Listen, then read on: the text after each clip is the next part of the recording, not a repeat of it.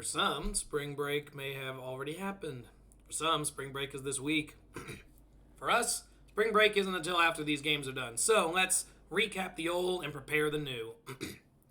Hello, everybody, and welcome to another round of the Wings of the Angels podcast. This time, we're actually going to try to do it sort of in a podcast form. I'm going to upload this as one continuous thing eventually, but what I'm going to do is relay a bunch all at once.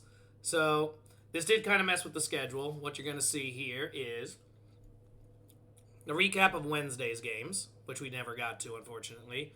Recap of the weekend games. So two separate videos going up that way. Then we're going to recap Angel City's game specifically. Then we're going to preview Angel City's game, and then we're going to preview the next one.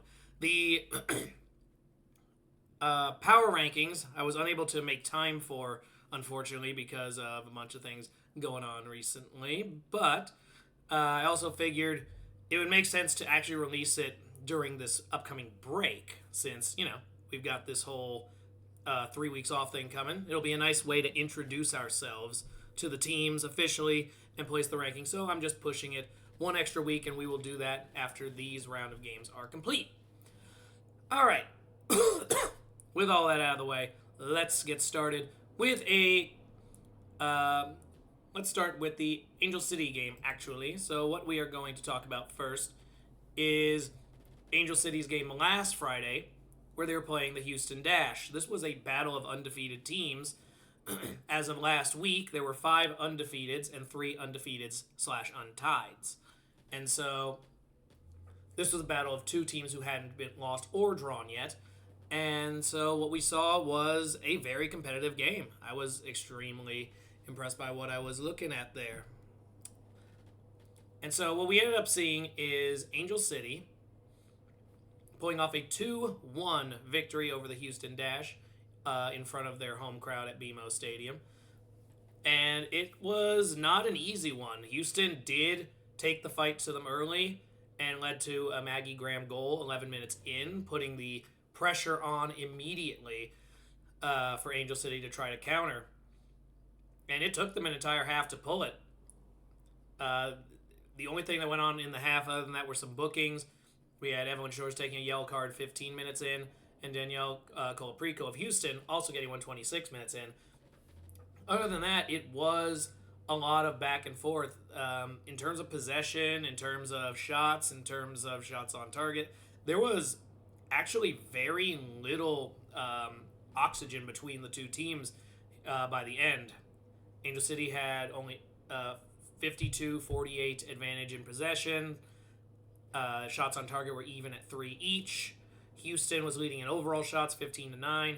So it felt like 2 teams that were trying to really establish and make a name for themselves.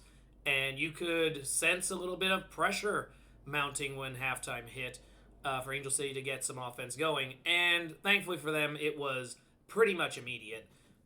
As soon as they stepped out for halftime, the second half goes their way within the first 5 minutes. You have Svandis Jansdottir getting the first goal to equalize the game 48 minutes in, and then Riley Tiernan almost on the first counterattack gets control of the ball and fires one in the 50th minute. So within under 100 seconds, you had 2 goals, and now Angel City is playing ahead, and the entire second half strategy has gone out the window for Houston.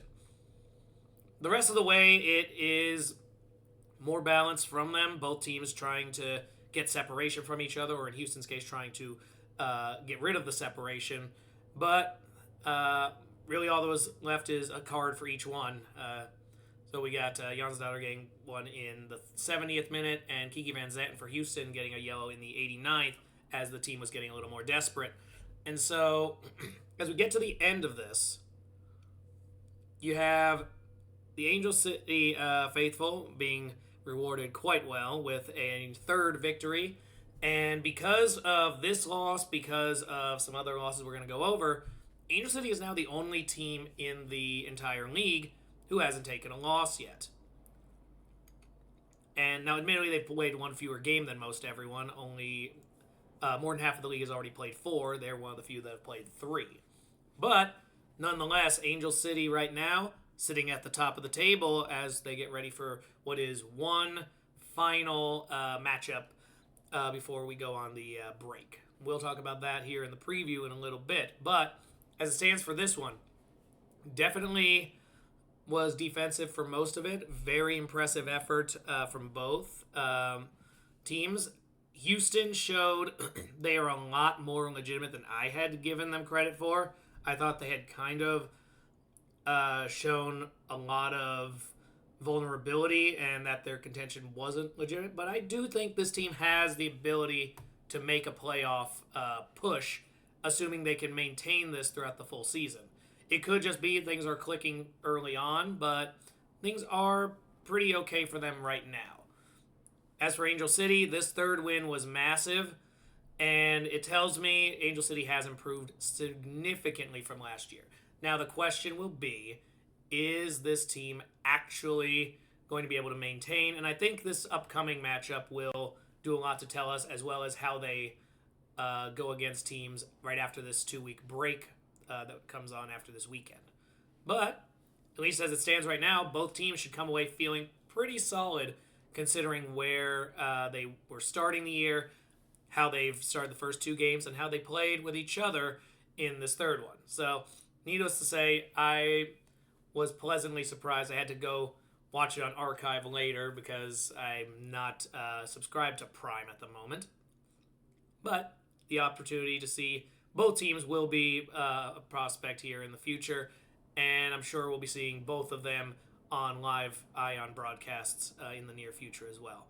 In any case, we are through with this one, so if you are watching this as 5 separate videos, the preview for Angel City will be coming up here in a little bit, as well as everything else. It's all coming up over the course of a day, so look forward to that, and I will talk to you all soon.